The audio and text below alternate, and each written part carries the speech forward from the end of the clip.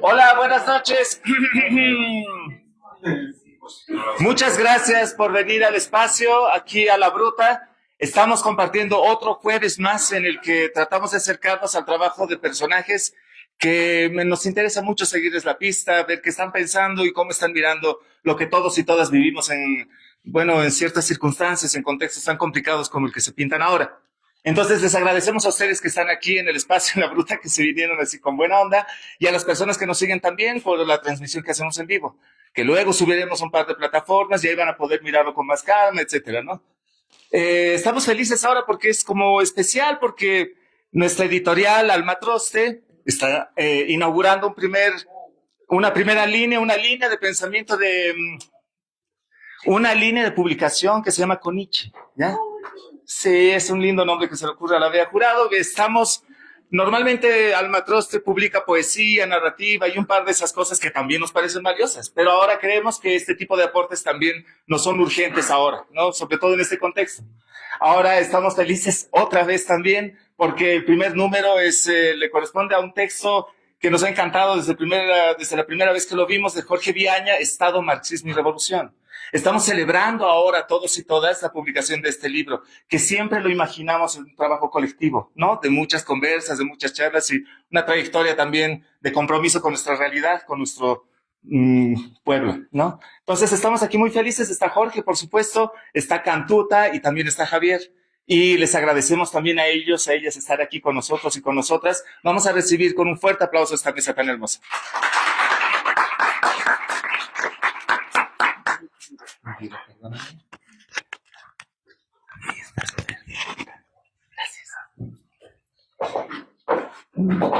Buenas noches a todas y a todos. Es un gusto estar aquí compartiendo un espacio que creo que en un escenario político que creo que nos plantea muchas reflexiones. No, estamos iniciando un nuevo ciclo con un nuevo gobierno que ya ha marcado inicialmente una posición, digamos, política de derecha, y estamos terminando un ciclo de un gobierno del MAS. Y creo, digamos, que este ciclo merece profundas reflexiones y me parece muy importante estar acá para debatir, para dialogar, y creo que tal vez un buen punto de inicio de este debate puede ser, creo que una buena herramienta, el artículo que nos plantea Jorge Viaña. El artículo original, el que yo leí, digamos, porque sí es una segunda reedición esta, titula El Estado y la Revolución, autogobierno social, movilización de masas, transformación radical del Estado, rupturas y puntos de inflexión o callejones sin salida permanente. Es un título bastante largo, pero creo que sí tiene, digamos, ciertos elementos que se reflejan a lo largo del artículo. Entonces, a lo largo de este artículo, Jorge lo que va a hacer, bueno, nos hace una revisión teórica que creo que está muy vinculada a una intervención y una reflexión política que él realiza, ¿no? Entonces, a los que conocemos a Jorge, tiene un espíritu crítico y apasionado, y creo que eso se va leyendo a lo largo del artículo. Y bueno, creo que esta reflexión y también ese cuestionamiento político se interpela porque él va planteando un argumento principal, ¿no? El argumento principal que plantea en este artículo es por qué va interpelando, digamos, a los proyectos progresistas en América Latina. Y se plantea una pregunta, ¿no? ¿Cuál es el horizonte estratégico de estos gobiernos progresistas en América Latina, ¿no? Y creo que la respuesta, y podemos iniciar, digamos, analizando esto, es que sí, digamos, la respuesta es que estos gobiernos han estado en un callejón sin salida, ¿no? Debido a una concepción sobre cómo están entendiendo el Estado. Entonces, el Estado, digamos, es el centro de atención, digamos, de esta reflexión que hace Jorge, vinculado a las grandes transformaciones, a la revolución, a lo que grandes pensadores marxistas han ido, digamos, pensando y han ido, digamos, aportando a lo largo de ese tiempo. Entonces, Jorge lo que va a hacer es estar reflexionando sobre las posiciones de izquierda en la región, critica inicialmente, plantea que en estos gobiernos progresistas estaría realizando una forma de estadolatría, menciona él, ¿no? Entonces, y lo plantea porque se concentra que estos gobiernos han estado enfocados en una visión de la administración gubernamental. Entonces, al acceder, digamos, a estos espacios de poder, digamos, al Estado, se han vinculado a esta forma de gubernamental de la gestión pública, más que concentrarse en los procesos de transformación. Entonces, creo que esto, desde la reflexión que lo va realizando, él menciona que tal vez se han ido separando de esa tradición clásica marxista, y va repasando, y creo que esta es la parte más interesante, creo, y también pulcra que va realizando Jorge a lo largo del artículo, porque hace un análisis detallado de estos detalles, de los debates que existen entre los grandes clásicos que están pensando en el Estado, y también, y en eso yo he disfrutado mucho, en la parte de este detalle, digamos, histórico que Jorge va hilando y va reflexionando desde esta posición y de estos paradigmas históricos, de estos movimientos históricos que a lo largo, digamos, del tiempo en Europa, en los movimientos donde han planteado esta idea de transformación, él lo va retomando y esa parte te va dando detalles, te va dando números, te va dando incluso algunos comentarios que lo hacen muy ameno al artículo, pero también de cierta manera se puede entender esta crítica que él va planteando. Entonces, plantea, digamos, dos concepciones, digamos, tal vez dos concepciones teóricas que yo he podido recalcar, digamos, y que puedo, digamos, mencionarlas ahora, ¿no? Entonces empieza, digamos, con una primera, digamos, concepción teórica que está muy vinculada, digamos, a la visión clásica de Marx, Engels y Lenin. Entonces, que dentro de esta visión clásica que se menciona al Estado como una maquinaria de dominación de clase.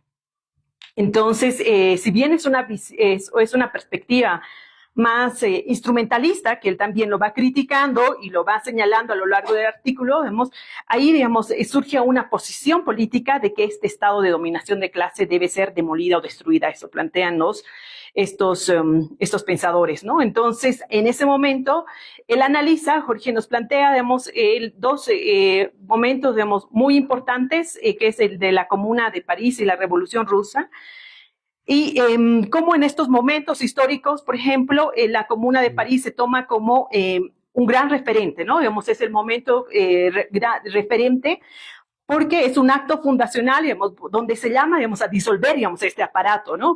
Porque se llama a disolver, por ejemplo, el ejército y, digamos, a reemplazar por esta otra forma de organización que sería reemplazarlo por el pueblo en armas, ¿no? Entonces ya se deja en este momento histórico, digamos, a dejar, digamos, a esta, digamos, institución que es parte central de la coerción que es el ejército.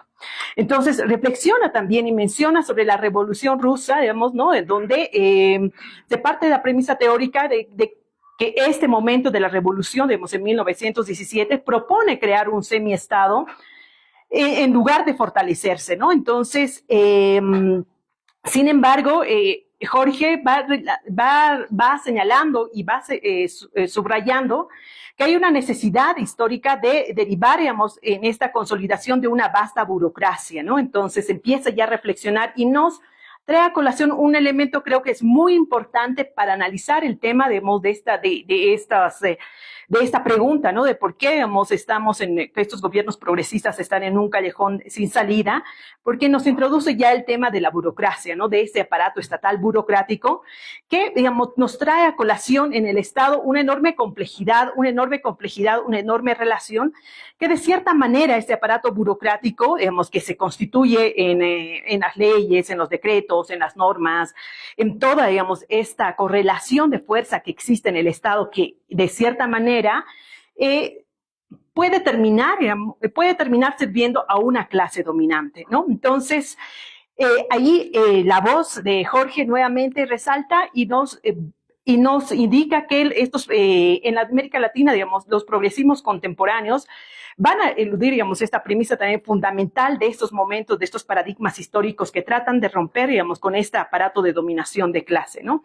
Entonces, eso como una primera mirada de una primera concepción de este Estado, de estos grandes clásicos, como un aparato de opresión desde el Estado visto como un espacio de dominación de clase. Y el segundo, digamos, la segunda concepción que nos trae a colación Jorge, que está vinculado, digamos, al Estado como campo de batalla, digamos, y en este proceso, digamos, a este todo inicio que va reflexionando que en Europa tiene su punto cúspide, que es de cómo nos va explicando cómo se va llegando al reformismo, ¿no? Entonces, ahí nuevamente Jorge vuelve a plantearnos, digamos, tres escenarios o dos escenarios históricos de la socialdemocracia alemana y también de la Viena Roja, un poco articulando, y cómo en este momento pueden llegar a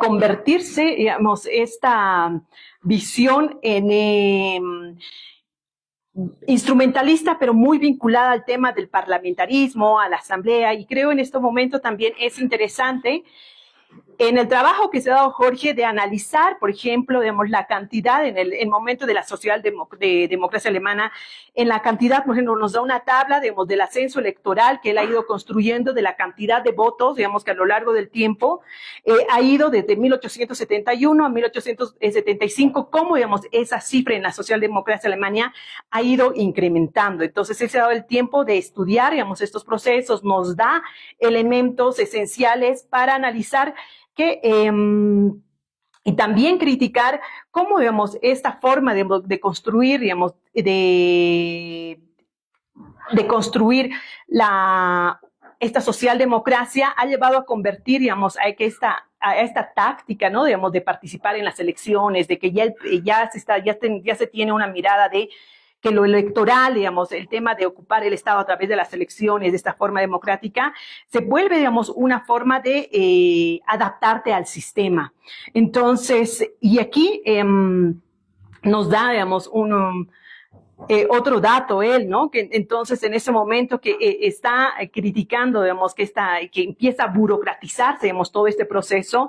Por ejemplo, él menciona que Edward Bernstein, que digamos, otro pensador, digamos, que está planteando y que también se ha planteado, digamos, la discusión de este Estado, bueno, termina siendo diputado por 26 años. De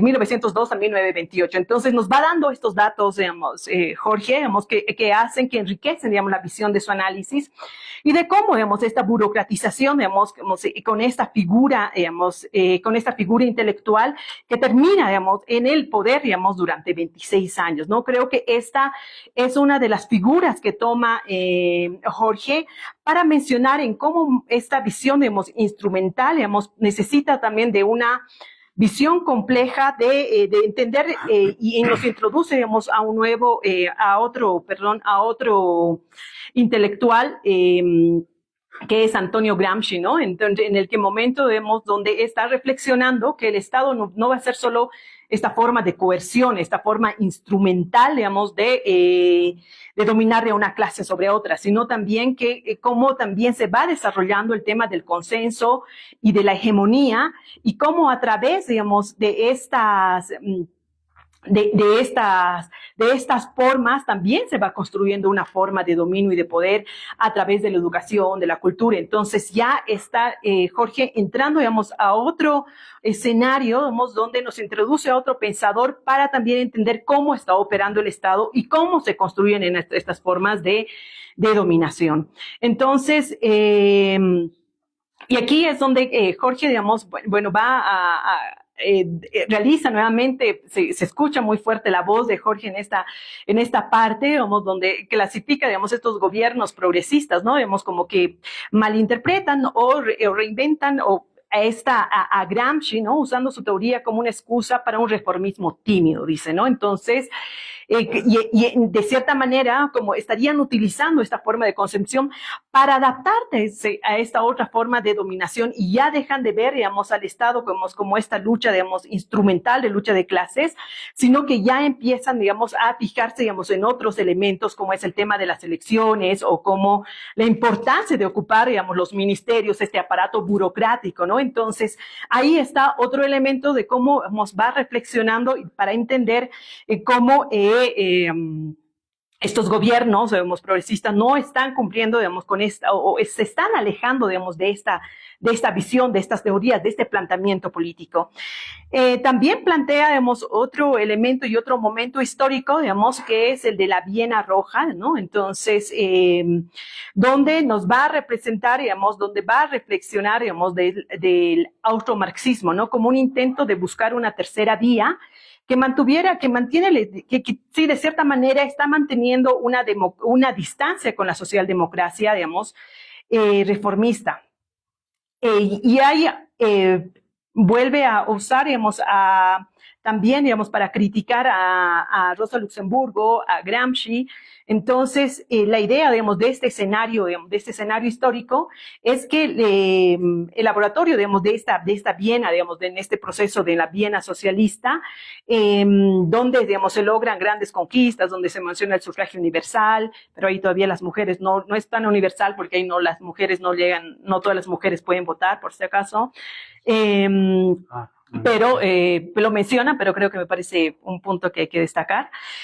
También los socialdemócratas logran también un apoyo de un poder municipal, alcanzan el 60% de los votos en la capital, ¿no? Entonces, es otra representación de otro momento histórico donde también está muy vinculado al electoralismo, ¿no?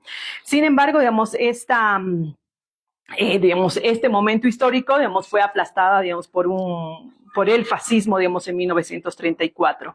Entonces vuelve también a mencionar y nos toma, digamos, y nos da este otro momento histórico.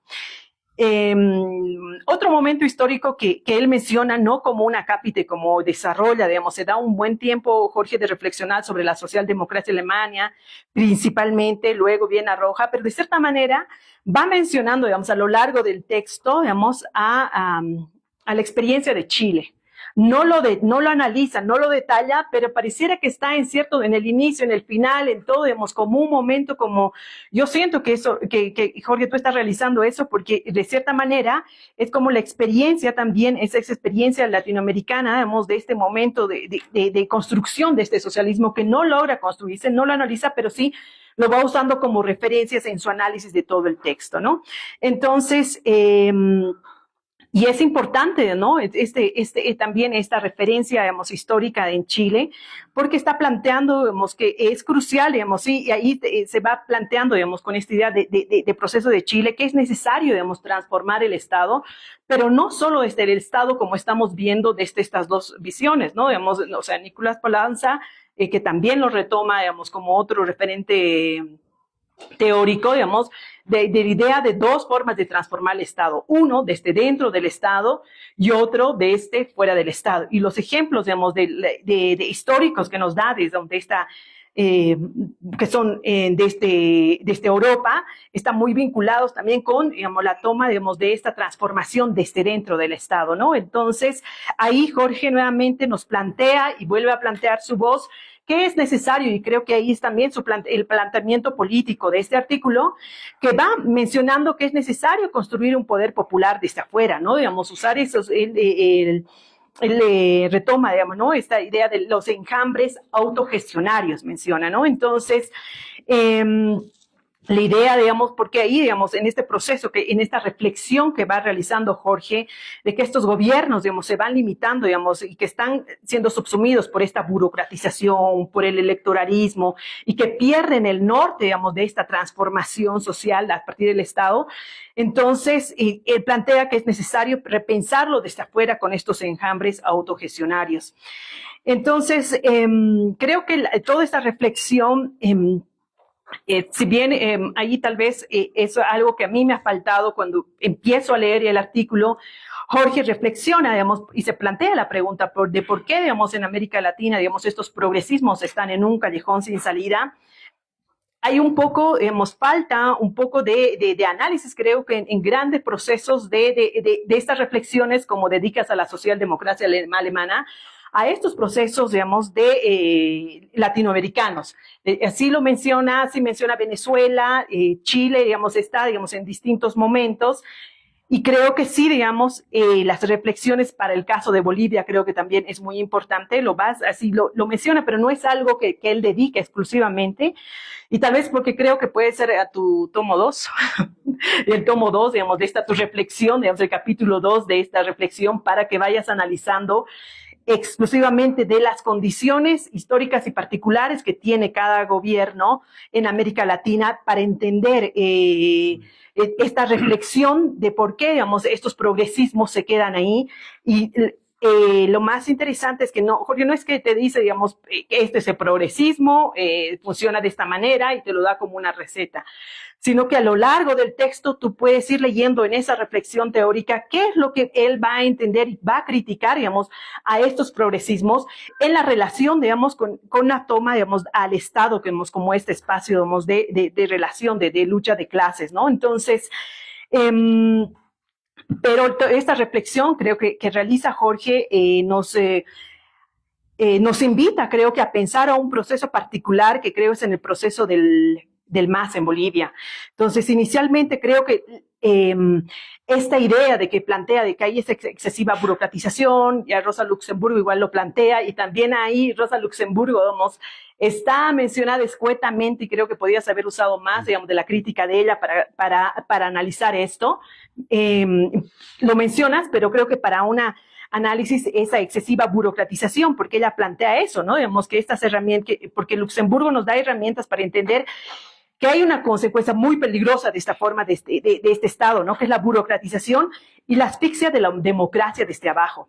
Entonces, está ahí, digamos, los elementos que nos plantea, y creo, digamos, que en este análisis, digamos, de la inclusión, digamos, y de esas trampas en las que han ido cayendo el progresismo, es justamente también por esta articulación. Y en el caso de Bolivia, los elementos sí son, creo que, muy pertinentes para retomar, digamos, este análisis teórico, porque justamente, digamos, el MAS, digamos, ha cooptado a las organizaciones sociales y entran a este aparato de burocratización.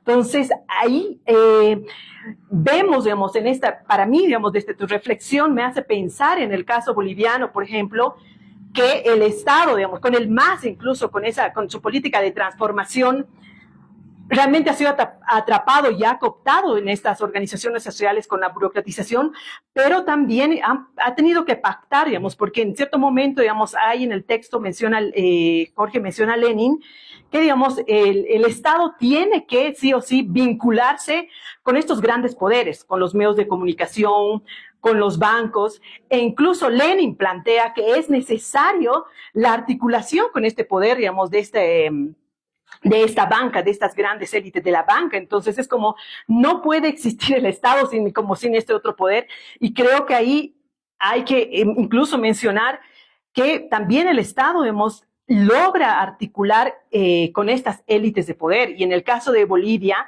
que creo que en la crisis que estamos ha logrado articular, no ha podido romper con estas lógicas de élite de poder, porque de cierta manera ha pactado con las élites agroindustriales. Ha pactado con estas élites y no ha podido romper, digamos, con los privilegios que tienen esta élite en Bolivia. Entonces, el Estado, de cierta manera, digamos, durante el gobierno del MAS, ha quedado atrapado y no ha podido transformar esas estructuras de poder. Es cierto, ha habido grandes avances, y creo que eso tal vez, Jorge, tal vez tú nos puedes responder más adelante de esta tu visión, de esta tu lectura que realizas, justamente por qué también queda atrapado, digamos, en este gobierno, digamos, esta visión de la estructura de poder, digamos, dentro del Estado. Entonces, creo que sí es importante reflexionar, digamos, cada caso, digamos, en América Latina, y también creo que sí se pueden también realizar, digamos, reflexión final de por qué estos progresismos, digamos, que Jorge está criticando, están triunfando en América Latina, ¿no? ¿Qué es lo que está pasando, ¿no? Entonces, tal vez en el caso, como él menciona, que en el de Allende, digamos, tiene, digamos, no se genera una ruptura profunda, creo que tal vez es un trauma histórico, se puede decir, donde no se llega, digamos, realmente a transformar estas... y se ve como un caso fallido, ¿no? Digamos, puede ser, digamos, que ese es un caso, digamos, y por eso también Jorge lo va mencionando a lo largo del artículo, ¿no? Tal vez otra respuesta que yo voy encontrando a lo largo del texto es que sí, realmente esta idea, digamos, de tomar, digamos, el Estado, hemos entendido como este aparato también grande, digamos, en esta relación, está siendo cooptado, digamos, con una visión mucho más electoralista, con la idea de ganar solo las elecciones, de administrar, de volverse, digamos, de tomar el Estado solo para administrar, digamos, de volverte, de administrar esta burocracia, ¿no? Entonces, y ahí, digamos, se va perdiendo de la idea, digamos, de tu norte político, de aplicar las políticas sociales, de transformar. Entonces ya la mirada no es la transformación, sino directamente electoralista, de ganar, de poder, y ya no de transformar, digamos, estas relaciones. Y por último, sí, digamos, el Estado, digamos, creo que los gobiernos también no logran, o sea, sigue este progresismo de cierta manera domesticado, digamos, porque también, digamos, se ve, digamos, al Estado como el único espacio ilegítimo para la política.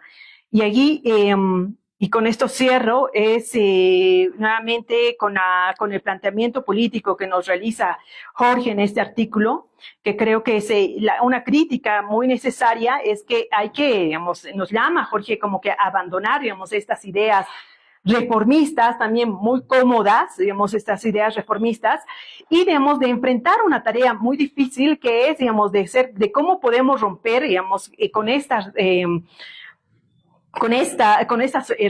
fuentes de poder, pero pensarlo desde esta forma que lo plantea desde afuera, ¿no? Digamos, de estos autoenjambres gestionarios y de plantear una ruptura, ¿no? Entonces, creo que el progresismo que él plantea, digamos, ahora, digamos, lo que han hecho de cierta manera es, digamos, de cierta manera permitir, digamos, que este enfoque capitalista se siga reproduciendo y no se proponen liberarlo, no les interesa liberarlo, tiene sus limitaciones, pero, digamos, y por eso es que también nos encontramos, y lo que él plantea, que los gobiernos se encuentran en un callejón sin salida. Muchas gracias, Jorge, por invitarme. Creo que has sacado la socióloga que tengo en mí. He sido burócrata muchos años y así como la burocracia te consume, también te consume tu cabeza, y me ha gustado reflexionar y pensar desde otro escenario, ya desde afuera, en un proceso político que realmente merece ser pensado. Entonces, he disfrutado leyendo tu artículo. Gracias, Icán.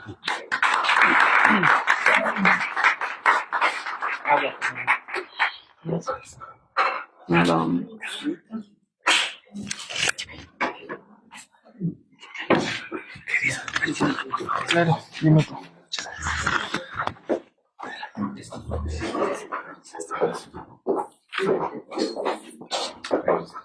Bueno, muy buenas noches a todas y todos. Bueno, yo también traía apuntes más o menos descriptivos del trabajo de Jorge. Me voy a salir un poco de eso.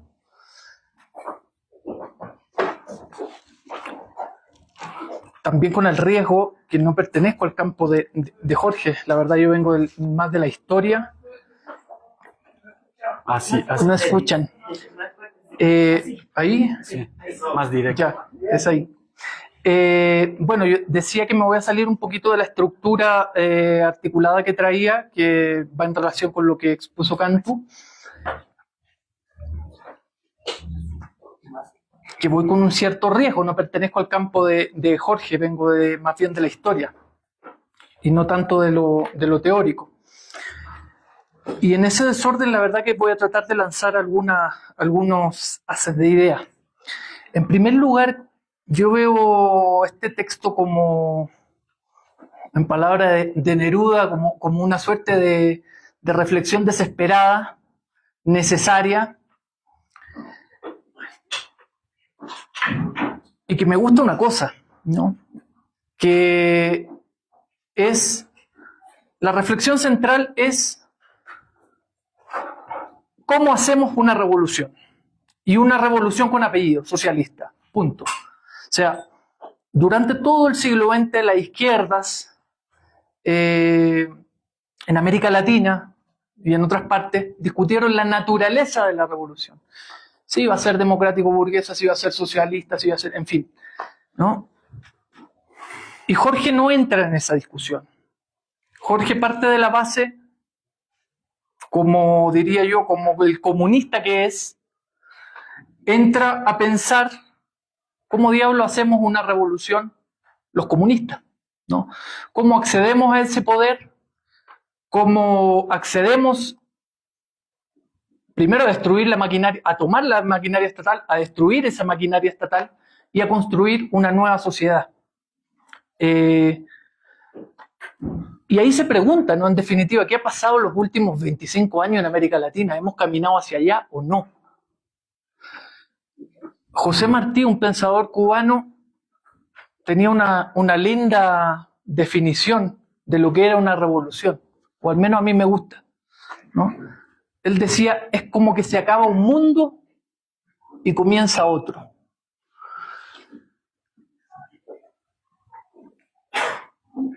Jorge aquí lo que analiza es una concepción restringida del Estado por unas características que él nombra ahí, y en las cuales se enmarcan Marx, se enmarca Engels, se enmarca Lenin, es decir, el último tercio del siglo XIX y las primeras 2 décadas del siglo XX. Y después, porque el Estado no es algo quieto, el Estado son relaciones económicas, sociales, humanas, ¿no? Cómo al ir cambiando las sociedades, al ir cambiando el Estado, como marxistas, estudiosos, con las mismas inquietudes de los clásicos, empiezan a revisar su Estado, que ya cambió, ¿no? Por el ensanchamiento de la democracia, por el ensanchamiento de los espacios públicos, y tratan de analizarlo con mayor profundidad, ¿no? Eso se le llama la concepción ampliada del Estado, es decir, hay una concepción restringida y hay una concepción ampliada, que ya se lo empieza a cuestionar, de hecho sea de paso, el propio Engels, ¿no? ¿Por qué es importante eso? Porque obviamente, yo sé que no está en el debate de Jorge la naturaleza, él dice una revolución socialista, perfecto, pero eso te lleva a cosas elementales como las vías para acceder a ese poder, los métodos para concretar esas vías, las alianzas de clase, las tácticas, es decir, todo tu desenvolvimiento político, ¿no? Todo eso parte desde esa definición inicial. Entonces, a mí me parece que este texto, como les digo, que va a ser como una especie de historización, ¿no? A lo largo del siglo XX, después de cómo distintas corrientes fueron repensando el Estado, y yo diría que de una forma muy rica, muy aterrizada a su realidad, ¿no? Y que ya lo hacía Engels. O sea, Engels se da cuenta en sus últimos años de vida que la Alemania de 1890 no es la Francia o la Alemania de 1840, que de hecho no existía tampoco Alemania en 1840, el proceso de unificación viene después. Pero no es ese. En el Estado ya hay sufragio, hay sindicalización reconocida, ¿no? Es decir, hay una serie de mediaciones sociales producto de las luchas de los trabajadores que paradójicamente hacen que ese estado de dominación logre cierto consenso social, ¿no? Lo estamos viviendo hoy en Bolivia. ¿Puede ganar la derecha? Sí. Bueno, tiene legitimidad el triunfo de la derecha. Finalmente votó un alto porcentaje por la clase dominante, por la oligarquía, por los que le van a sacar la mierda, digamos, los sectores populares, pero votan, ¿no? No es que asumió, asaltó el poder por una vía, en fin. Entonces todos esos planteamientos se los cuestionan desde la otra vereda estas izquierdas, y digo izquierdas en plural, porque hubo muchas izquierdas y lamentablemente durante el siglo XX preponderaba a veces una visión por lo general la rusa, mal llamada marxista-leninista a mi juicio, pero que era la preponderante mientras convivían otras formas, otras corrientes que se cuestionaban, como les digo, no la naturaleza en sí de esa revolución, pero sí las vías. Uno de los aportes, y que lo nombró Cantu, por ejemplo, se empiezan a cuestionar algunos que tienen representación parlamentaria, que tienen inserción en distintos campos de la sociedad. ¿Se podrá transitar pacíficamente al socialismo? ¿No? Entran en tensión con, obviamente, con la revolución bolchevique. Lenin creía en la vía insurreccional, en la toma violenta del poder. Bueno, ¿se puede transitar algo distinto? Hay quienes empiezan a pensar, ¿se puede transitar pacíficamente en el marco institucional, por ejemplo, con pluripartidismo? Es decir, con distintas cosas. Yo creo que más allá, Jorge, más allá de evaluar ese tipo de razonamientos, de pensamientos, de propuestas que tuvieron un correlato real, práctico, Jorge, más allá de eso, y por eso me parece un texto sincero, esboza la discusión, caracteriza esa discusión, ¿no? La pone sobre la mesa porque tuvo su impacto y porque creo yo que es necesario, y en la visión que me parece que él tiene, ¿no? Que es necesario justamente en el siglo XXI para dónde vamos, ¿no? O sea, ya, primero, ¿cuál es nuestro horizonte? Segundo, ese horizonte, si yo digo socialismo, bueno, es lo que decía Martín, ¿no? Tengo que acabar con un mundo y gestar otro. ¿Cómo se gesta otro? Destruyendo el aparato estatal. ¿Cómo se avanza en la destrucción de ese aparato estatal? En distintas esferas, ¿no? Claro, uno podría decir leninistamente hoy hay que saltar el poder, la Casa Grande del Pueblo con una insurrección de paz. ¿Es posible o no es posible?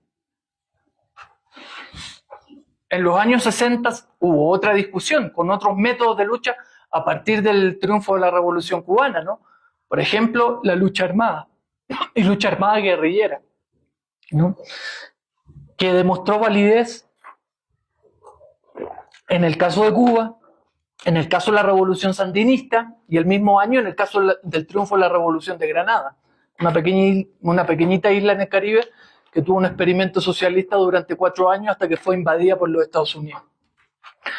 Pero todas esas cosas yo creo que están ahí. Ahora, ¿dónde encuentro yo la riqueza más grande de este texto?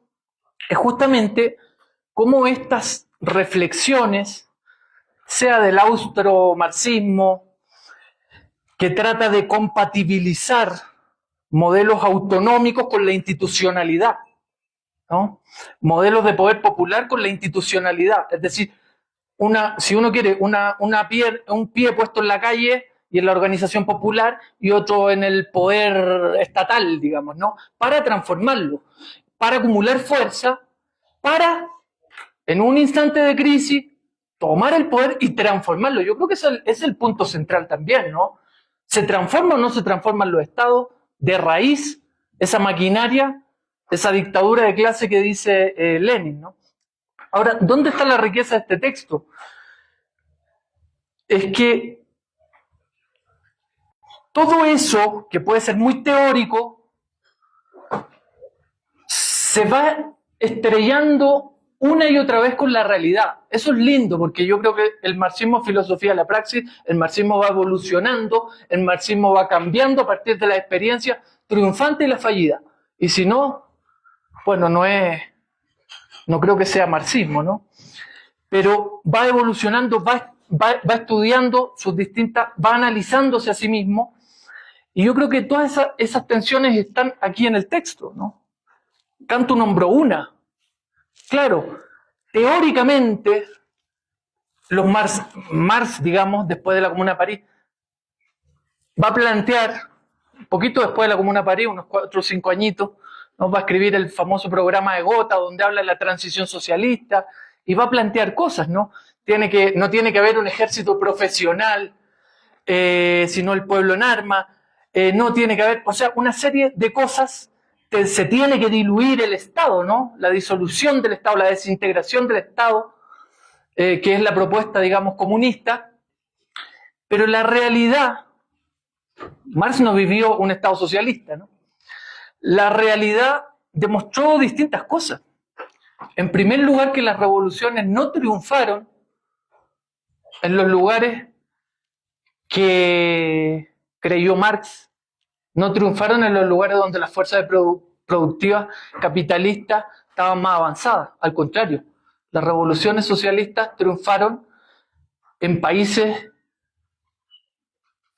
donde predominaban relaciones precapitalistas de producción, como en Rusia, y en países después del tercer mundo, ¿no? Y donde el primer dilema que se encontraba, como dijo el Che Guevara, el 1 de enero o el 2 de enero del 59, es cómo saco a un país, cómo construir el socialismo en un país subdesarrollado con pobreza. ¿Cómo se hace eso? ¿Cómo se cambia la materialidad? ¿Cómo se construye un nuevo Estado con todas esas taras? Pero además, algo que tampoco previó Marx, ¿no? Que el socialismo está muy lejos de ser algo pacífico. Al contrario, la lucha de clases sigue. La lucha de clases ha demostrado la realidad, la historia, que se agudiza, ¿no? Y la lucha de clase en el socialismo es, o se construye el socialismo con bloqueo económico como Cuba hace 63 años, ¿no? Con bombas que te ponen los norteamericanos en Cuba, con guerras biológicas que ponen los norteamericanos en Cuba para que la población se contamine con un alimento, se contamine con el agua y mueran, ¿no? Eso es el socialismo. Tuvimos hace, ¿cuánto? 4 añitos una pandemia. Bueno, a Cuba no se le permitió comprar una vacuna del COVID. Ese es el costo del socialismo. Yo creo que hay que estar claro porque, y ahí yo tengo una diferencia con algunas apreciaciones de Jorge, ¿no? Tanto de la estadolatría que dice, tanto de esto del ejército, que sin duda sería una maravilla.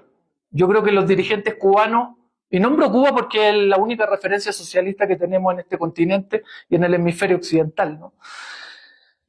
Y no me cabe duda que los dirigentes cubanos quisieran destinar su presupuesto, como lo hicieron y como lo siguen haciendo, pero con mayor fuerza, a la cultura, a los deportes, a esferas constructivas de la sociedad.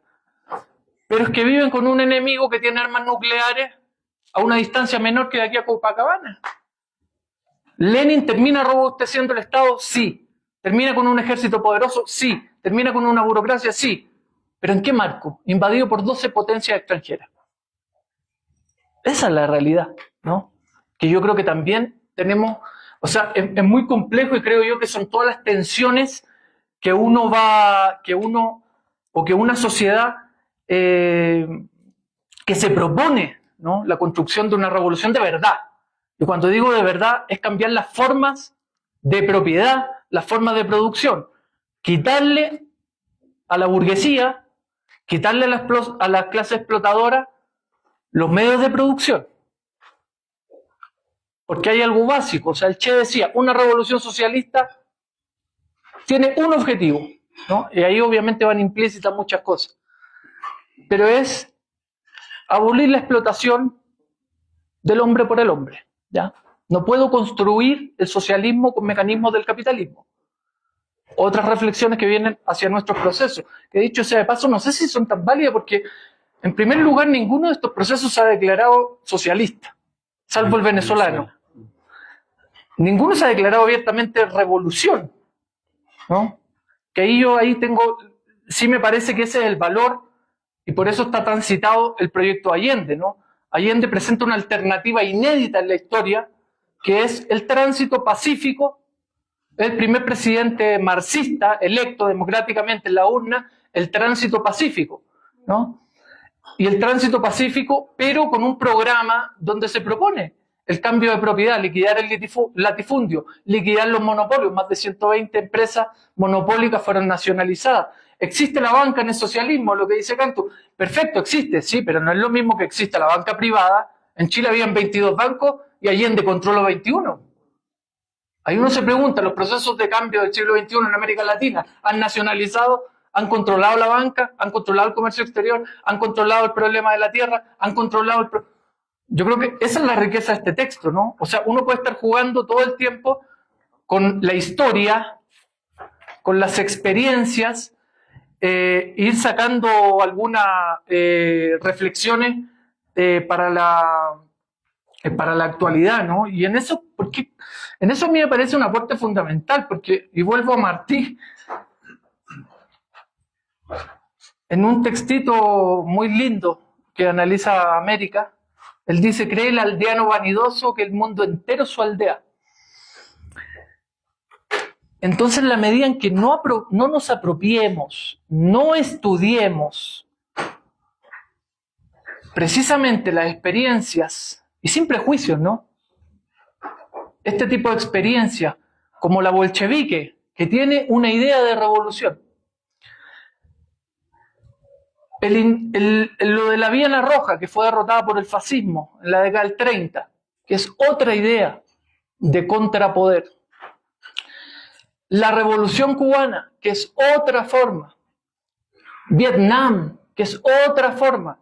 La Comuna de París, el Chile de Allende, la Granada de Maurice Bishop. O sea, si no vamos analizando todas esas cosas y nos miramos eternamente a nosotros mismos, como que el mundo comienza y empieza con nosotros, ¿no? Fidel Castro en la segunda declaración de La Habana en ese sentido dijo: afuera el aldeanismo de América Latina, porque nuestros problemas tienen una conexión y un correlato regional, global, y más en el mundo de hoy, ¿no? No podemos salirnos de eso, o sea, o olvidar eso. Y a mí me parece que el texto en ese sentido es muy, muy aleccionador, porque, reitero, permite y describe las distintas corrientes, ¿no? Y algunas, es inevitable que uno las piense, o sea, es inevitable que uno dice: ya, bueno, apostamos por la destrucción del Estado. ¿Cómo? Yo creo que el primer paso es decir, ¿no? ¿Qué es lo que queremos? ¿Queremos una revolución? ¿Qué apellido tiene la revolución? Yo creo que Jorge zanja eso, tiene que ser socialista. Nuevamente volvemos a Fidel Castro. Es el ejemplo de que se puede ser patriota y socialista. De que una revolución puede ser de liberación nacional y al mismo tiempo socialista, ¿no? Claro, hay quienes no, hay quienes creen que el paso tiene que ser lo nacional popular, y ponen 30.000 apellidos. En el caso de Jorge es bien claro, es socialismo y hay un aprendizaje histórico. Eso es el parteaguas en la importancia de la Revolución Cubana y no se detiene en una discusión anterior. Y por supuesto que, claro, uno dice, y él parte, entre paréntesis, la vía pacífica ya la planteaba Carlos Marx. También está aquí. Por eso es interesante, ¿no?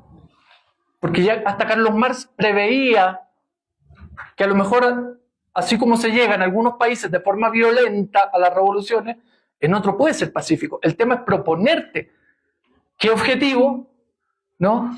¿Para dónde voy? ¿Cómo voy? Y todas esas cosas, ¿no? Y una vez llegado al poder, por supuesto, plantearte las formas de transición, las formas de destrucción de ese Estado y crear algo nuevo. Y ahí va a marcar distintas corrientes, Jorge, y donde son, yo creo que sus reflexiones y él en otros trabajos lo ha planteado, ¿no? Que son una especie de yo diría que de angustias, ¿no?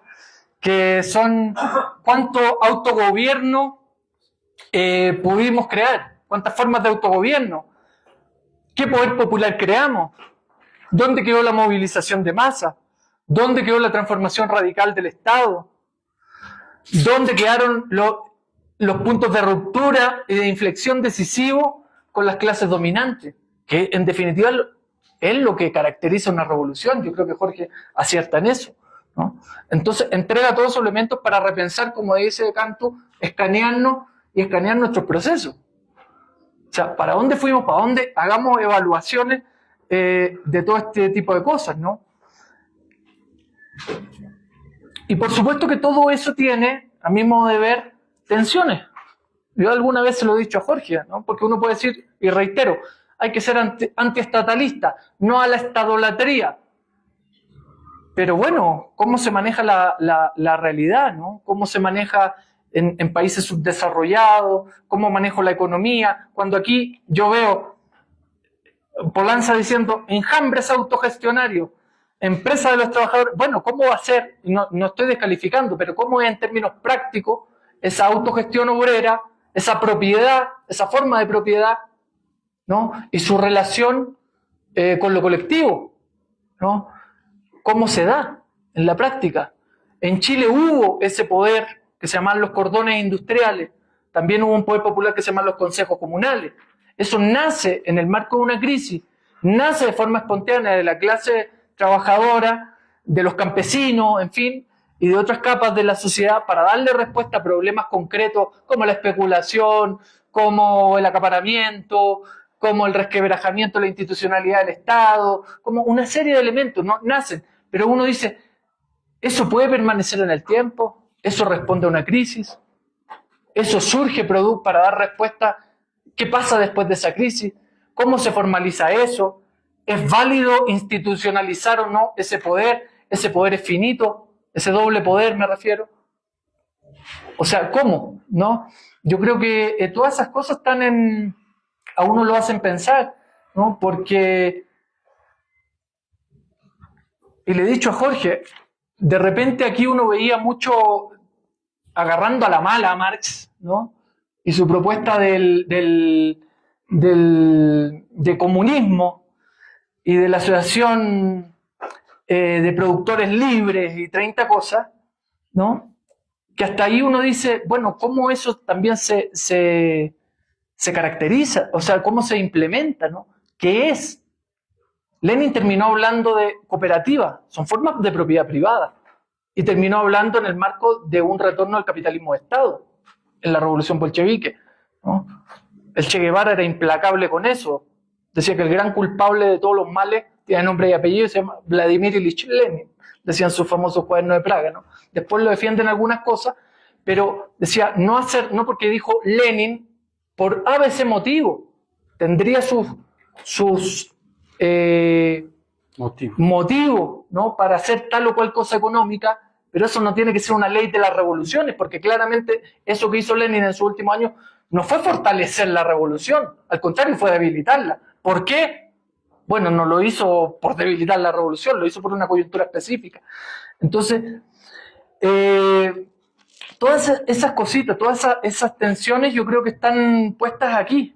Y creo que están enunciadas muchas de ellas, obviamente, es un texto breve, pero creo que abre puertas para pensar la historia, para pensar en torno al Estado, pensar en torno al poder, pensar en torno a la vanguardia, pensar en torno a qué es una revolución y todas esas cosas, ¿no? Y yo creo que es un libro desesperado, necesario y urgente, porque lamentablemente estos debates, los que estamos en los espacios de izquierda, no se hacen. Entonces es como controlar el poder del Estado por controlarlo, ¿no? A lo máximo que se llega a decir, hay que profundizar el proceso. Tú dices, ¿profundizar para dónde? No tengo idea, hay que profundizarlo, ¿no? Pero nadie dice que diablo es profundizar, ¿no? Al contrario, es como una santificación y una fetichización del aparato estatal burgués, como está. Entonces, y hay eufemismos más, ¿no? Democracias participativas. Lenin es implacable con eso, estados participativos, es doblemente implacable, ¿no?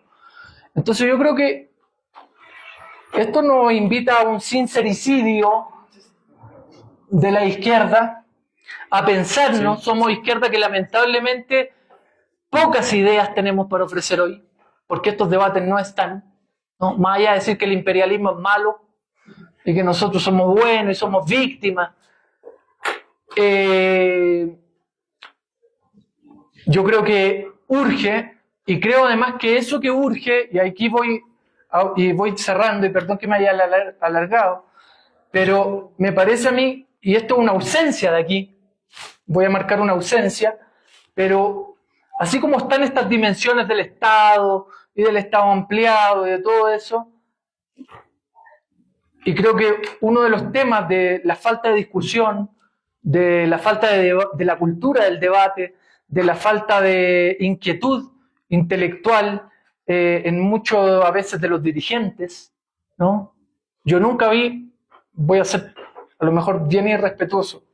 Perdónenme, soy extranjero, pero no debiera expresarme así, pero Está bien. Pero no creo haber visto una delegación del movimiento al socialismo yendo a Vietnam a conocer las formas de propiedad, a conocer cómo es la participación, cómo es la organización del trabajo, cómo es la participación obrera en un Estado socialista. No a Vietnam, ¿no? A Cuba los vi muchas veces, pero iban más de paseo y por actos políticos que a interiorizarse en cómo funciona una sociedad socialista, ¿no? A China, a Corea del Norte, ¿no? Lo primero que hizo la Revolución Cubana, el Che Guevara en junio, fue recorrer todas las formas de socialismo, incluido Israel, para ver cómo funcionaban los kibbutz. Incluido Israel, ¿no? Y no es para copiar, es para saber qué sirve, qué no, ¿no? ¿Qué podemos adaptar, qué no? ¿Cuáles son las experiencias fallidas? ¿Cuál no? ¿Qué nos pueden transmitir los que llevan 60 años construyendo algo para que no cometamos los mismos errores? Vuelvo al tema del aldeanismo, ¿no? ¿Qué nos sirve de eso? Y ese es el punto de fuga para mí en este texto, ¿no? Y que es un tema capital, o dos temitas capitales. Uno, y ahí sí lo tomó la Revolución Cubana, es el plano de las ideas de la cultura, ¿no? Cuando cayó la Unión Soviética y Cuba se quedó sola, Fidel Castro en un acto público dijo: tenemos que salvar la cultura, tenemos que salvar los libros, tenemos que salvar la escuela del ballet, tenemos que salvar a la nueva trova, tenemos que salvar eso. Lo primero que hizo la Revolución Cubana, que gestó, que hizo morir a un mundo y nacer otro, como dice Martí, lo primero que hizo, su gran promesa era la reforma agraria, que la promulgó en junio-julio del 59. Pero antes que la reforma agraria, creó la imprenta nacional, la editorial del Estado, dirigida por Alejo Carpentier. Creó la Casa de las Américas, que es una institución literaria donde confluye las distintas escritores, músicos, pensadores del tercer mundo. Trabajó Rodolfo Walsh, trabajó Mario Benedetti, trabajó Eduardo Galeano, trabajó Roque Dalton, René de Pestre, Manuel Galich. O sea, ahí confluía todo en ese espacio. Creó el Instituto del Cine, y aunque ustedes no lo crean, los famosos guerrilleros bajando de la Sierra Maestra, una de sus primeras discusiones fue el Ballet Nacional de Cuba. Mientras estaban haciendo la reforma agraria, están discutiendo el ballet, el famoso ballet de Alicia Alonso, ¿no? Y cómo apoyarlo. Y aquí vamos a un tema central, que por eso creo yo esa dimensión no está aquí, que es la dimensión espiritual. Las revoluciones no son solo fuerzas productivas, economía y materialidad. Y ahí uno nuevamente se vuelve a cuestionar aquí. Porque uno dice, el proceso de cambio tuvo, que bueno, yo no creo que haya sido, digamos, una revolución, ¿no? Pero si lo vamos a hacer el ejercicio, ¿tuvo números económicos extraordinarios? Los tuvo. Si eso es indudable. Los tuvo. Pero vamos a pensar la otra dimensión, ¿no? La dimensión espiritual. Esa otra dimensión del campo de la idea. ¿Cuba se ha mantenido solo por el desarrollo de las fuerzas productivas y los números grandiosos? Está claro que no. Si algo mantuvo esa revolución y la mantiene hasta el día de hoy, es José Martí y otras cosas más, ¿no? Y eso yo creo que hay que verlo, y hay que verlo, tiene que notarse, digamos, después el plano de la idea, el plano cultural, el plano espiritual, ¿no? Analizar el Estado, las revoluciones, también desde ahí, no solo desde el campo de vista político, digamos, más institucional, formal, o de poder popular, o de esas cosas, ¿no? Analizarlo desde esa otra esfera. Y se me queda una cosita más que no me acuerdo. Pero eso.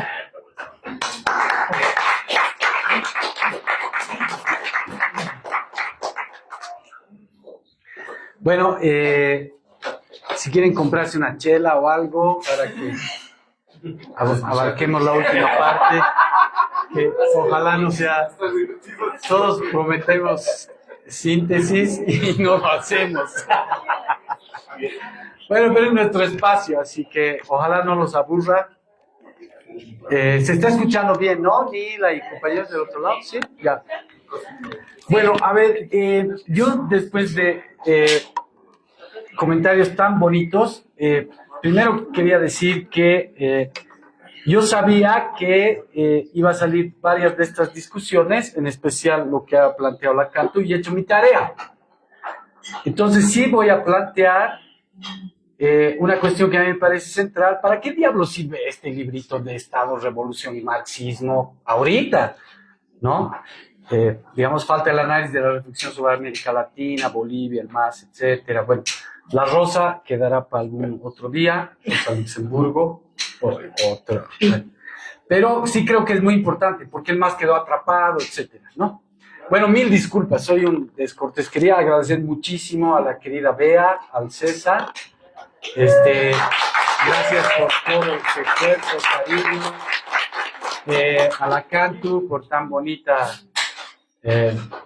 comentario, al Javi, que ha dicho que iba a ser breve y nunca podemos, ninguno de los dos. Bueno, he hecho mi tarea y, a ver, yo quisiera, primero, a ver, yo voy a dedicar 3 minutos a este texto, o más, 5, pero sí, pero no porque me censuren, sino porque es más importante, a ver, mostrar el trasfondo de por qué diablos, que es lo que no está en ese texto, por qué diablos se plantean todas esas cosas que se plantean. Y el motivo es pues que las revoluciones empiezan a fracasar, ese es el problema, que lo voy a explicar con un poco más de detalle, ojalá me dé el tiempo, ¿no? Bueno, segunda cosa, no sé en qué orden, pero después una breve reflexión sobre la revolución, estrictamente, ¿no? Otro sobre el Estado, no sé en qué orden voy a ir, en el que sea más adecuado. Y lo más importante va a ser para qué diablo sirve lo que estamos discutiendo, que yo creo que Allende es importante, me voy a tomar un tiempo para... Porque nuestra hipótesis desde hace tiempo es, bueno, si Allende era un reformista hijo de la chingada, bueno, ya, ¿para qué vamos a hablar qué será? ¿No ve? La revolución ciudadana, el kirchnerismo, o sea... Y Venezuela hasta el 13 es otra cosa, por lo menos que 13, que muere Chávez, que voy a tratar de saliendo de aquí, entrar ahí, y el proceso boliviano. Y en alguna medida Ecuador por el intento de transformación estatal, del famoso Estado plurinacional, pero creo que tampoco tiene mucha importancia desde el punto de vista de esto. Bueno, entonces, a ver, como más o menos lo han dicho, el primer punto es bien importante porque, a ver, este folleto analiza 6 posiciones, tratando de entender para qué discuten estas cosas. La primera es Marx, Engels y Lenin, y a mucha gente le sorprende el libro Estado y la Revolución, que lo escribe 3 meses antes de la Revolución. Es muy antiestatalista, ¿no? Dice, hay que hacer una crítica socialista a todo Estado, bueno, todas las lecciones de la Comuna de París que han descrito. Ahora, y el Javi lo ha puesto de forma descarnada, aunque el Che decía, hay un gran culpable, es un gran y admirado culpable, digamos, ¿no? Porque el tipo nos iba a echar contra Lenin a secas. Es bien bonita esa frase del Che, cuando hay un gran y admirado y grandioso, pero culpable, digamos, ¿no? Así una paradoja. ¿Por qué es importante? Porque, a ver, cuando toman el poder, ya, no, incluso yo ahora estoy investigando, por ejemplo, la forma de el pueblo en armas, ni siquiera es que abdican rápido, no es que Trotsky construye el Ejército Rojo, etc. Por ejemplo, yo no sabía de eso, 3/4 del Ejército Rojo estaban organizadas en la lógica de milicias, no crean tampoco que fueron tan sonsos los bolcheviques, ¿no? Por ejemplo, en Odessa, en Moscú, en Petrogrado, en las grandes zonas, estaba organizada a partir de milicias, pero todo estaba articulado al Ejército Rojo. Bueno, es un tema central para entender, y Lenin se muere tratando de disolver en alguna medida el Ejército Rojo, superar los temas burocráticos, meter más obreros a el partido, etc. O sea, hay un libro muy famosito que es, digamos, ¿qué se llamaban? Sus sus dictados a sus secretarias, porque el tipo le da embolia y se está muriendo y no puede ni hablar, bueno, y se muere el 24. Entonces, esta primera versión, digamos, restringida del Estado, se estrella contra la propia Revolución Rusa. O sea, la Revolución Rusa, bueno, ¿qué van a hacer, no? Yo no sé, dice 12, pero en otros libros dice 16 ejércitos invadiendo la Unión Soviética de todo lado, japoneses, ingleses, franceses. Como cuando, no sé, pues, guillotinan a Luis XVI, todas las monarquías invaden Francia, igualito en la Revolución Francesa, ¿no? Casi igual cantidad de ejércitos, seguramente, monárquicos. Entonces, bueno, esta versión restringida del Estado se estrella contra la realidad y contra la propia Revolución Rusa. O sea, ¿qué diablos hacemos? Por ejemplo, es verdad lo que dice Lacan, Lenin llama a no destruir la banca, sino a fortalecerla. Hay ciertos sectores no podemos destruir. Es más, agarran el Taylorismo y el Fordismo y dicen, esta es la forma, hijo de madre, pero ahí yo no sé si estoy de acuerdo. Y son reflexiones que tenemos que hacernos, porque esta no es, pues, digamos, vamos a traer la homilía para que seamos feligreses del marxismo, eso sería una estupidez, ¿no ve? Bueno, entonces esa versión restringida del Este, además, a ver, ¿dónde se ve claramente eso? Con Engels, porque el tipo vive 13 o 18 años más que Marx, muere en 1895, y está desesperado el tipo porque de haber sido una secta intrascendente, el propio Marx dice, bueno, pero el gran líder, no me anden adulando, el gran líder de las revoluciones del 48 y de la Comuna son los lasallanos o los blanquistas. Dice, yo no soy un líder de nada, yo soy un pobre weón totalmente desconocido. Bueno, eso cambia radicalmente, justamente después de la muerte de Marx, y surge el primer gran partido marxista del mundo, que es la socialdemocracia europea, o sea, Bernstein, Kautsky, Mering, etc. Bueno, entonces el tipo, ahí están los datitos, tenían 200,000, 300,000, 500,000, 1 millón, 2 millones, 3 millones, se vuelven el partido más importante de Alemania, ¿no? ¿Y qué hacemos? Bueno, entonces ahí surge el elemento de, digamos, pensar la concepción ampliada del Estado, que es el que la sistematiza de forma mucho más profunda, es Gramsci, Polanyi, mucho después, etc. Bueno, porque ahora, ¿cuál es el tema de fondo? Ese es el segundo punto, el Engels, o sea, el viejo se da cuenta de que, y dice en esa 3 meses antes de morir, se escribe una introducción a el 18 Brumario de Marx, actualizando qué diablo está pasando en Alemania, Francia. Bueno, y dice que en Alemania, no, pues hermano, o sea, aquí ¿cómo vamos a hacer insurrecciones y descalabros si tenemos, pues, podemos casi prácticamente tomar el poder, ¿no? Y dice, y se da cuenta el tipo, yo pongo aquí en el folleto, dice, es paradójico que los insurreccionalistas, bárbaros, salvajes, ahora nos estamos volviendo cumpitas que hacemos elecciones y dirigimos un partido de masas que quiere tomar el poder por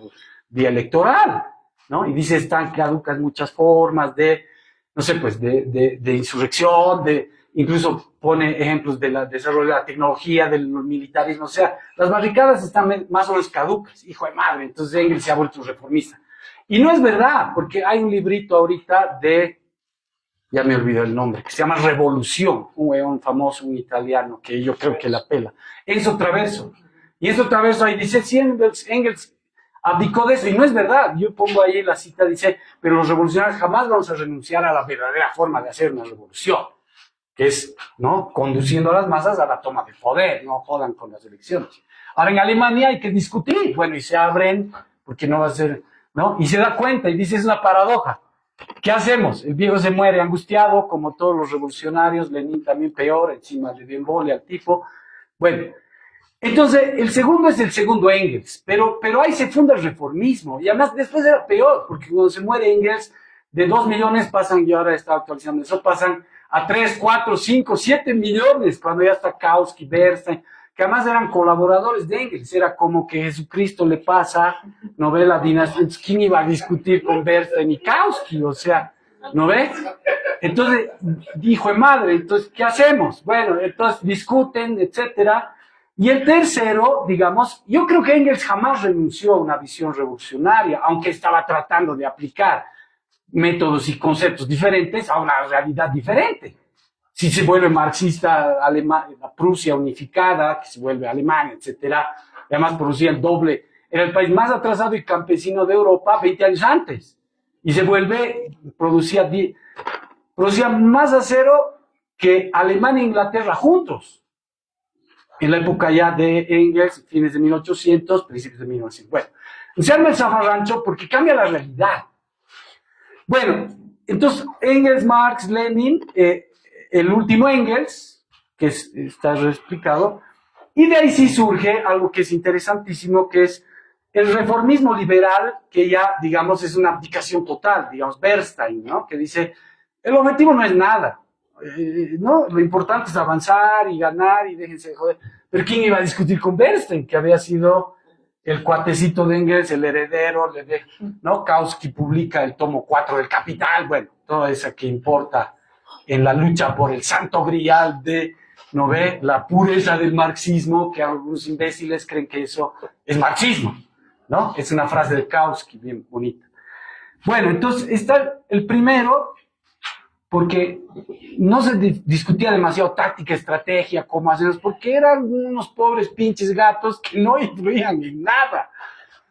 Y después se vuelven el monstruo, además, digamos, derrotando a las visiones anarquistas de otro tipo, Proudhon. Además, Proudhon es el de la idea de la revolución permanente. Es muy interesante ese debate. Y que Marx la plantea en la circular de 1852, y la retoma Mering, y después Trotsky, Paros, bueno. Entonces, Marx, Engels, Lenin, el último Engels, y el reformismo liberal, tercera cosa, ¿no? Bernstein, y bueno, todo eso, estaban 25, 30 años de diputados, ¿no? Estaban esperando que les caiga del cielo la revolución, incluso escribían libros así. Bueno, para no hacerlo más largo, el austromarxismo, que es súper interesante, porque los austromarxistas, es decir, los marxistas del Imperio Austrohúngaro, decían, nosotros no somos ni bolcheviques ni liberales.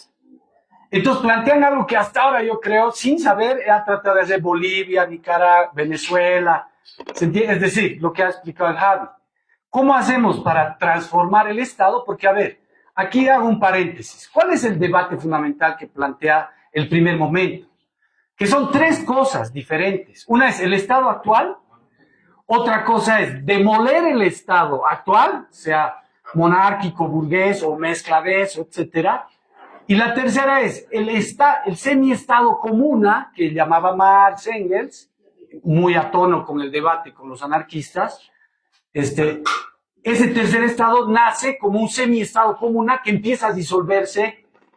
¿Se entiende? Un primer estado que es de explotación. Un segundo estado que es el que lo destruye. Destruyes ese estado y fundas otro estado. Pero es un semi-estado comuna, son cosas muy diferentes. Porque no puedes confundir, pues, si Lenin dice capitalismo de Estado, sí, pero habían hecho una revolución proletaria, o sea, si no haces una, ¿cómo puedes ser leninista? Como decía el Álvaro, decía, yo soy un leninista de la NEP, sí, pero para ser un leninista de la NEP, primero tienes que hacer una revolución socialista, si no es mamada, o sea, ¿de qué me estás hablando? ¿Se entiende? Entonces, es un tema muy importante. Bueno, entonces, si se ubica bien este debate sobre el Estado, el reformismo liberal caló a todos, a tal punto que después la socialdemocracia, o sea, la Segunda Internacional que había fundado Engels, se vuelve completamente reformista, y la Tercera Internacional también después. Por eso el gran debate, La Rosa, Gramsci, Trotsky, Lenin se muere, etc. Bueno, tercero. Cuarto, el austromarxismo. Remato con el austromarxismo. ¿Por qué era interesante el austromarxismo? Porque planteaba lo que después sistematizó Gramsci, y después, por ejemplo, ahorita hay un tipo que se llama Peter Thomas, se llama el momento gramsciano, que está planteando eso. Dice, ¿cómo hacemos para que, sin olvidar que tenemos que demoler este Estado, lo tengamos que hacer de otra forma? Por ejemplo, asambleas constituyentes, que logren demoler hasta cierto punto el Estado, pero bueno, ese es el gran debate, se puede, no se puede. La mayoría de los trotskistas dicen que eso no se puede, bueno, etcétera, etcétera, etcétera. Pero es una discusión muy interesante, porque eran tipos muy brillantes. Y el primer gran libro sobre el Estado lo escribe o Bauer o Adler, ya no me acuerdo, que está ahí en el folletito, ¿no? En 1922. Bueno, ya, ¿qué diablos es el Estado para los marxistas? Y es un excelente libro. Bueno, entonces el automarxismo es muy interesante porque plantea eso. Y además tiene mucha influencia. La Viena Roja influye en Freud, ¿no? Que dice que Marx es el descubridor del síntoma. Imagínense que llega hasta Lacan y después hasta que se llama el de ahorita, el CISEC, ¿no? O sea, bueno, tiene una influencia enorme. Ahora, el problema es que después son todos aplastados por el fascismo. Bueno, entonces se entiende. Cuarta, el austromarxismo.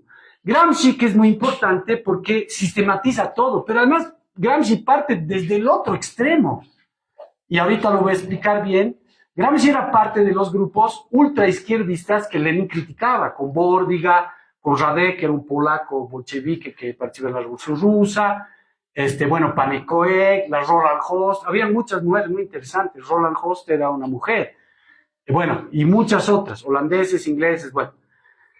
¿Por qué es importante? Porque el tipo, es decir, ahorita lo voy a explicar con calma, es un momento de síntesis, pero participan muchos. Paul Levy en Alemania, que plantean el problema del Frente Único, el propio debate de los automarxistas, el último Engels, o sea, no sale pues de la nada Gramsci, sale de esas derrotas. El Bienio Rojo, que es las luchas insurreccionales en Italia en 1919 y 20, ¿no? Pero ellos estaban en la ultra, y eso es bien interesante. Porque, por ejemplo, Trotsky y Rosa Luxemburgo nunca estuvieron en la ultra, nunca. Es un debate súper interesante de la fundación de las internacionales, bueno. Entonces, Gramsci es el gran sintetizador, que ya algunos de ustedes deben conocer, la guerra de posiciones y la guerra de movimientos. La guerra de posiciones es, hijo de madre, aquí todo lo hemos regado, porque es al revés la revolución en Occidente. O sea, es muy poderoso, digamos, a ver, casi el Estado no existía. En Rusia, que había una Duma que era mamada, que la fundan en 1905, que controlaba el zar. No había Estado.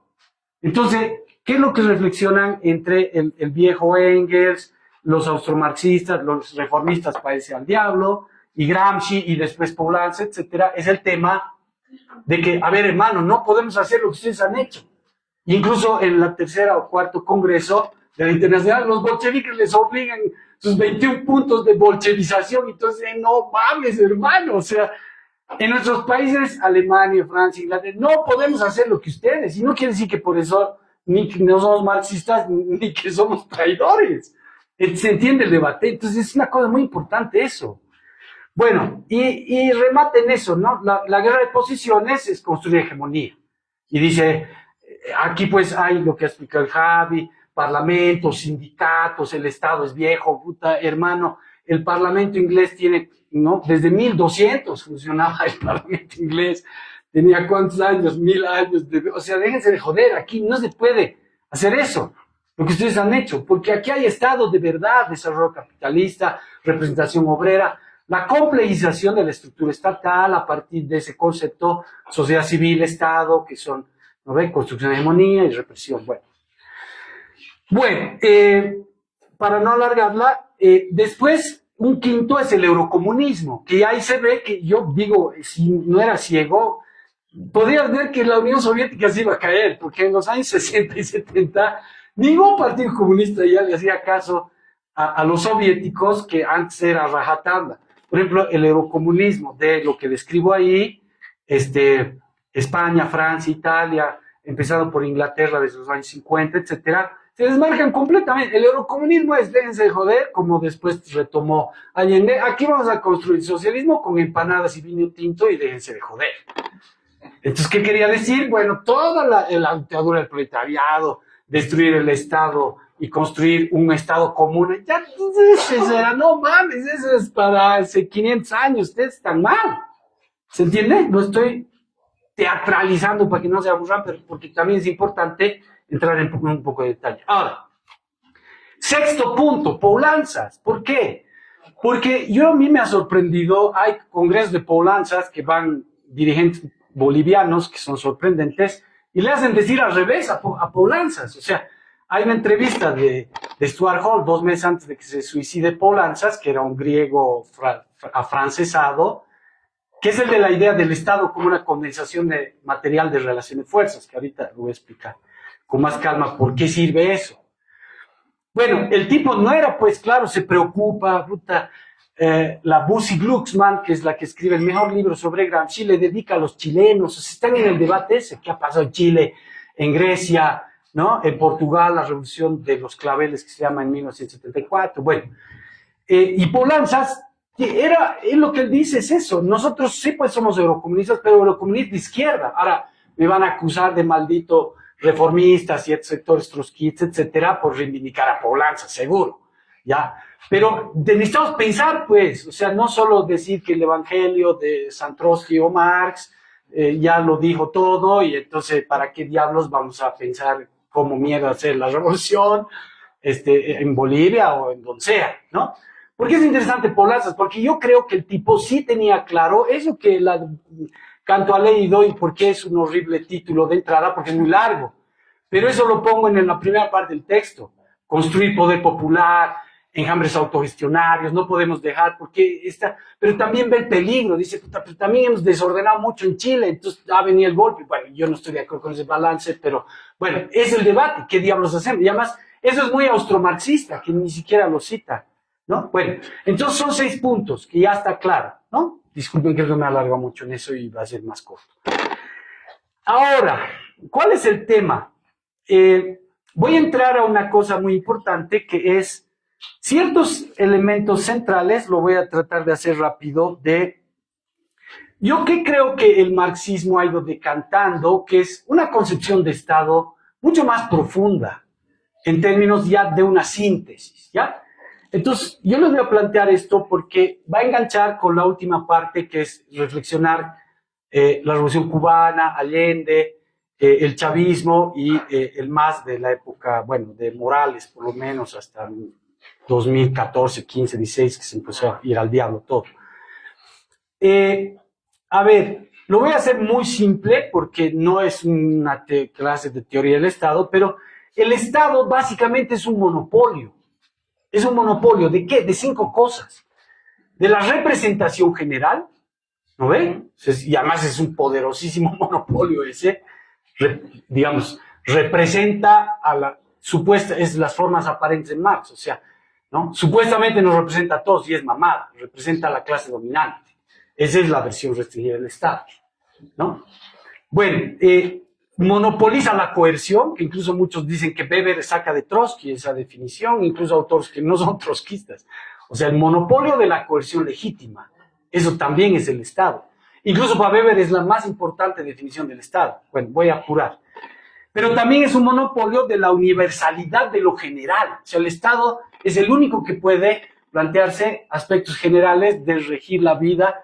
El Rotary Club no ve, ni nadie otro, solo el Estado, que es un poder muy importante, son monopolios. Entonces, por eso la versión marxista es tan potente cuando no se la vacía de su versión antiestatalista. Y el poder también, el Estado también es un monopolio de los poderes simbólicos, ¿no? La banderita, tanto le hay con eso, ¿no? Otra vez los pasan puesto, ahí está al fin otra vez el escudo nacional, no sé qué. Bueno, porque han cortado la huipala, puta, ha salido la gente a rebelarse en el golpe de Estado. Bueno, es el monopolio de los poderes simbólicos. Los poderes simbólicos son muy importantes. Y es un monopolio del tributo y los recursos económicos. El Estado es el que dice, va a haber plata aquí, va a haber plata allá. Bueno, el Estado es un gran monopolio. Y es el monopolio más perverso de la representación general, ¿no? Incluso ahí hay que hacer una crítica liberal, que los austromarxistas la hacían muy linda, ¿no? A nombre de representación general te expropio tu soberanía y yo hago lo que me da la gana. O sea, por eso es que los candidatos a diputados van y después no te piden tu voto, votas por él y después se cagan en vos. Disculpen la mala palabra, ¿no ven? Bueno, el Estado es un gran monopolio de todas esas cosas. Pero el Estado es una relación social, ¿no? El Estado es una forma de la relación social. Y el Estado es una correlación de fuerzas. Entonces, en el fondo, el Estado son 3 dimensiones. Y esto es lo más importante. Es una dimensión de, correlación de fuerzas, tanto en su fundación como en su movimiento, cómo surge el Estado republicano, el francés, el Estado de las comunas y el socialismo en Venezuela, etcétera, como correlaciones de fuerzas. Y el Estado tiene una dimensión ideal simbólica, ¿no? O sea, un sistema de creencias, un sistema de ideas, un sistema de preceptos, ¿no? Por ejemplo, el Estado nacionalista, ¿cuáles son sus ideas fuerzas? Nacionalización, voto universal. Era todo lo contrario del Estado oligárquico, ¿no? Voto restringido, pongueaje, déjense de joder. Bueno. Entonces, por eso es que en ese sentido, en esa dimensión, el Estado es una constante condensación de la contradicción entre materialidad e idealidad de la acción política. ¿Se entiende? Es muy importante, digamos, la dimensión simbólica y los poderes simbólicos del Estado. Bueno, no tengo tiempo para explicar eso.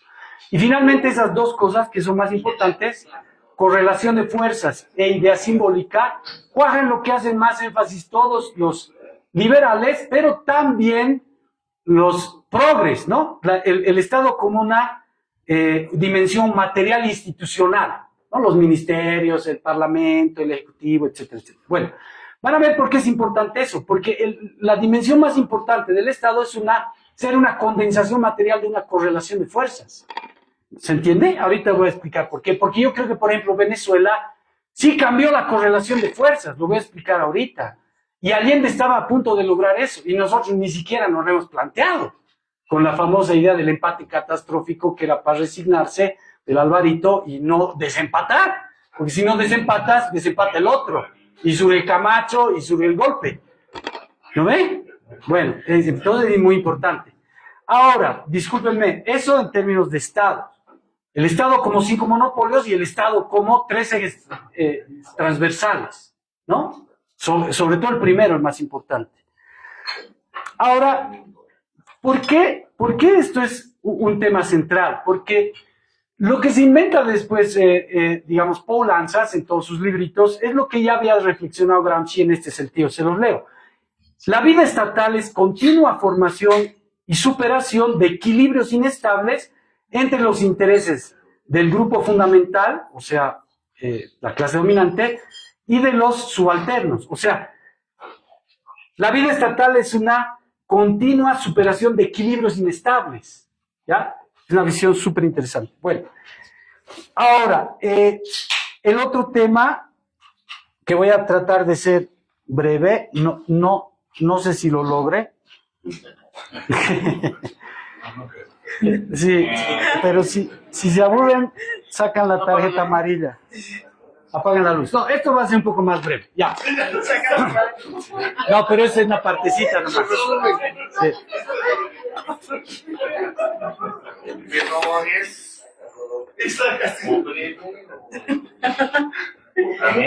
Un segundo. A ver, ¿qué dice ese folleto?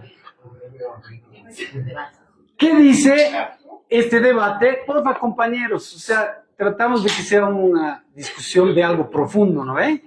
Ya, por favor. ¿Qué dice ese folleto? Estado. Van a ver que es importante para aplicarlo después. Tercero, la pinche revolución. ¿Qué es la pinche revolución? ¿No ve?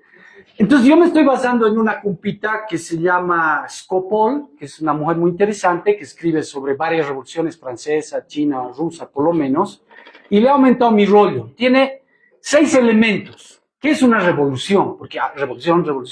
Y mamar. Al final, hasta ganar una pinche elección es revolución, ¿no ve? Bueno. Primero, una revolución es una transformación rápida y fundamental y durable de la sociedad y de sus estructuras de clase, un cambio estructural de la sociedad, con transformaciones de las estructuras. Ya, es repetitivo, pero primera cosa. Segunda, eso que estoy explicando, las estructuras de clase y las estructuras de la sociedad, son unas transformaciones simultáneas que se refuerzan mutuamente. Segunda cosa. Simultánea es la segunda cosa y que se refuerza mutuamente es la tercera. La cuarta es que ocurre mediante intensos conflictos sociopolíticos y que quinto, en que la lucha de clases desempeña el papel primordial. Y sexto, resulta que amplias capas de explotados y oprimidos toman las riendas y se materializan sus necesidades. Eso es una revolución. Bueno, o por lo menos es mucho más completo e interesante, aunque algunos se estén aburriendo, de que nos vengan a decir que cualquier cosa es una revolución democrática cultural, revolución no sé qué, bla, bla, bla. Revolución ciudadana, democracia de alta intensidad, no mamen, o sea, ya, qué bien, pero, ¿no ve? O sea, seremos más serios. Ahora, 4 definiciones más sintéticas. La de Marx, son las locomotoras de la historia, basadas en la lucha de clases, bueno. La de Trotsky, la historia de la entrada contundente de las masas al terreno de la autoridad sobre su propio destino. Bonita. Traverso, que es medio rayado, pero bueno, les repito, son las respiraciones de la historia. Y ya son definiciones al revés. Por ejemplo, la de Walter Benjamin, que es un gran veleidoso marxista judío. Las revoluciones son un intento de los pasajeros de ese tren de activar el freno de emergencia, dice, o sea, dándole la vuelta a la definición de revolución de Marx, que está interesante, era súper veleidoso, ¿no? Este tipo, el Walter Benjamin, se suicida en Port, fugando de los nazis, ¿no? Él dice, yo no me voy a ir, bueno, y todos se van, y este tipo no puede salir, y llega a España, y le van a entregar a los nazis, y se suicida. Bueno, y la de Koselleck, se las voy a leer, ojalá les resulte interesante, que nos rompe a todos el esquema. Dice, una revolución, piensen en la francesa, todas, porque no somos aquí marxistas por feligreses, ¿no? Una revolución es una secularización inconsciente de expectativas escatológicas, dice. Qué interesante esa. Es como para pensar que todos los revolucionarios son medio monjes, ¿no? De algo. Es una secularización inconsciente de expectativas escatológicas, utopías burguesas o socialistas, ¿no? Interesante. Bueno, no, todo esto no está en el folleto, porque estaba haciendo mi tarea para que esté lo que no está en el folleto. Bueno, hasta ahí lo de revoluciones. Ahora, lo más importante es esta cuestión de... a ver, ¿por qué diablos escriben todas esas cuestiones? El primer Marx, Engels, Lenin, los 6 puntos del folleto, ¿no ve? ¿Por qué? Porque, a ver, después de la Revolución Rusa, que tanto nos dicen, Jorge, tú sigues en Petrogrado del 17, déjense de joder, estamos en el 2025, ya. Pero todos los dilemas del reformismo y de los progresismos, desde los años 20, 30, 50, en Latinoamérica, en China, en todos lados, están basadas en estos dilemas. Fíjense bien, a ver, ¿qué pasa? Viene la Revolución Rusa y después viene, por ejemplo, la Revolución Húngara. Y entonces tratan de hacer soviets y fracasa. Tenazmente, Lukács participa ahí. No era un rollero, profe de filosofía, era también eso, pero escribía sobre estética en Schelling y toda esa vaina, ¿no? Que está fantástica, pero bueno. Entonces fracasa la Revolución Húngara. Y lo más importante, fracasan 2 revoluciones en Alemania, que es donde justamente surge este partido. Déjense de joder, bolcheviques, esto es una mamada. ¿Por qué? En noviembre del 18, los socialdemócratas acaban con la guerra. Entonces es completamente diferente. Por ejemplo, digamos, el prestigio que tienen los socialdemócratas reformistas es muy grande, a diferencia de Rusia, que hacen un desastre, y los bolcheviques son los que consiguen la paz, pan y tierra. En Alemania no, por ese desarrollo de las estructuras estatales. Entonces, consiguen mucha legitimidad que en el gobierno provisional ruso no se logra nunca. O sea, Kerensky ubican, ¿no? La revolución de febrero, que era burguesa, y la revolución de octubre, que se vuelve socialista. Bueno, es decir, lo más importante es que no se descompone ni el Estado ni el ejército imperial prusiano, ¿se entiende? Entonces, ahí están viendo en práctico, luchando, lo que después los austromarxistas van a reflexionar, lo que Gramsci va a sistematizar, lo que Poulanzas 30, 40 años después va a sacar como una síntesis, etcétera, etcétera.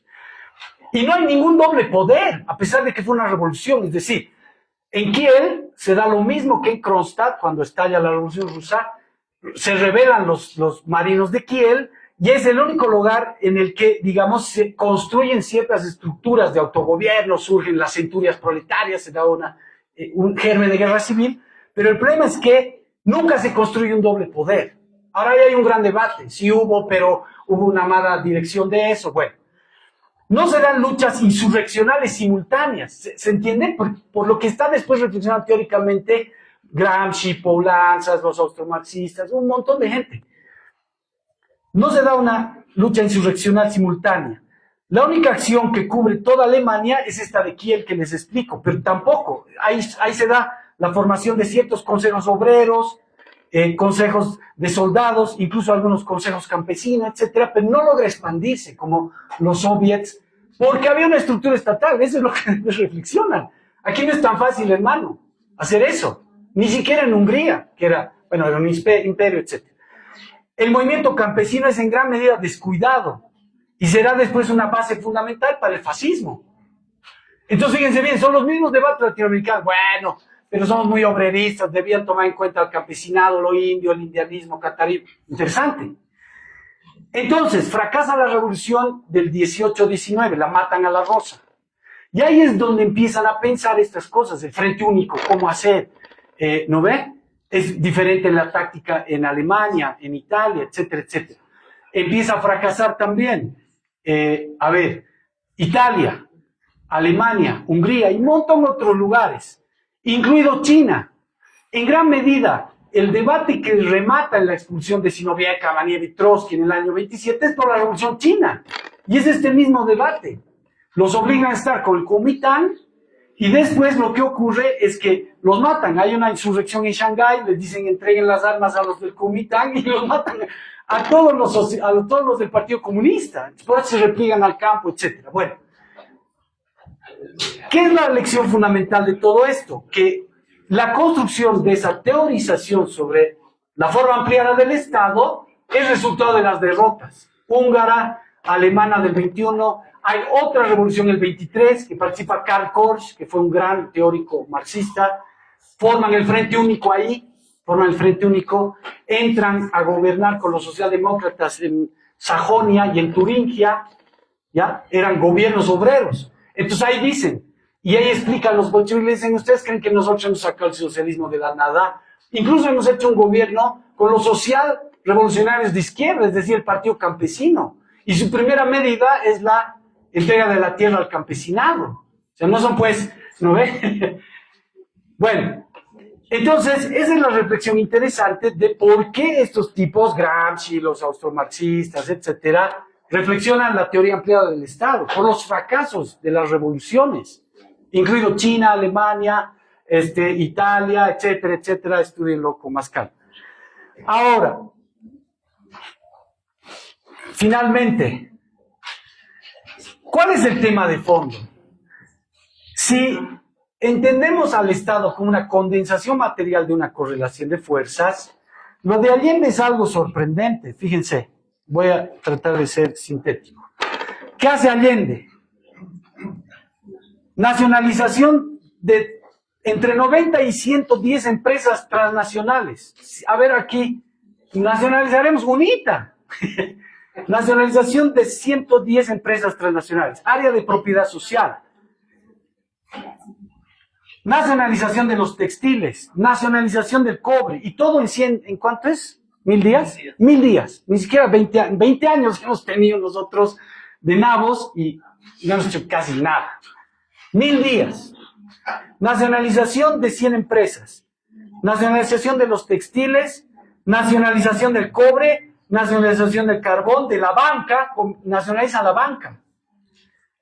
Y el control estatal del comercio exterior. Profundizan la reforma agraria. Incluso hay una discusión de expropiar a todos los que hacen la reforma agraria con 80 hectáreas máximo. Y los ministros decían, no, 40 hectáreas. Entonces empiezan a dar las tomas.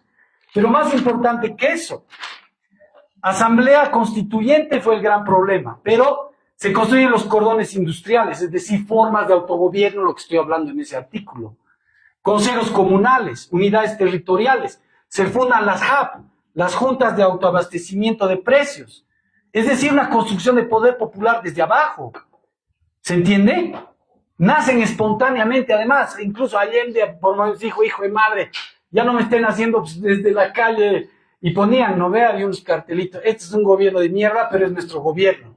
Ponían los obreros en las fábricas. Cuando se empiezan a tomar las fábricas, a tomar las tierras, bueno.